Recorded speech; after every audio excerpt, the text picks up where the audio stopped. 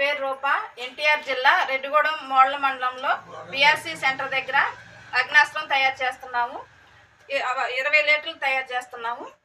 వాటికి కావాల్సింది 10 లీటర్ల నీళ్లు, 10 లీటర్ల ఆవుమూత్రం, 5 కేజీల వేపాకు, కేజీ పచ్చిమిర్చి, కేజీ జిల్లేడాకు, పొగాకు బదులు జిల్లేడాకు వాడుతున్నామండి, 1/2 కేజీ వెల్లుల్లి. ఇప్పుడు మనం తయారు చేసే విధానం చూద్దామండి.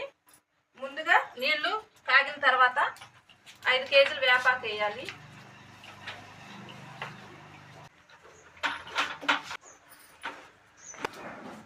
కేజీ పచ్చిమిర్చి,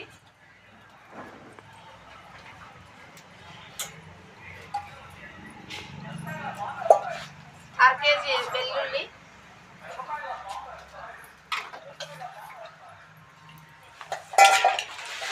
1/2 కేజీ జిల్లేడాకు. ఇవి ఇలా అన్నీ వేసుకున్న తర్వాత 3-4 పొంగులు వచ్చే వరకు ఉడకనిచ్చాలండి. ఉడకనిచ్చాక దించుకొని 48 గంటలు చల్లారిన తర్వాత పలచటి క్లాత్లో వడపోసుకొని ఆవుమూత్రం కలుపుకోవాలండి. ఇది 3 నెలలు నిల్వ ఉంటుంది.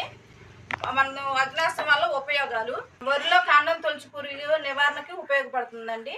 ఎకరానికి 100 లీటర్ల నీటిలో 2 లీటర్లన్నర అగ్నాస్త్రం కలుపుకొని ఉదయం కానీ సాయంత్రం కానీ పిచికారీ చేయాలి.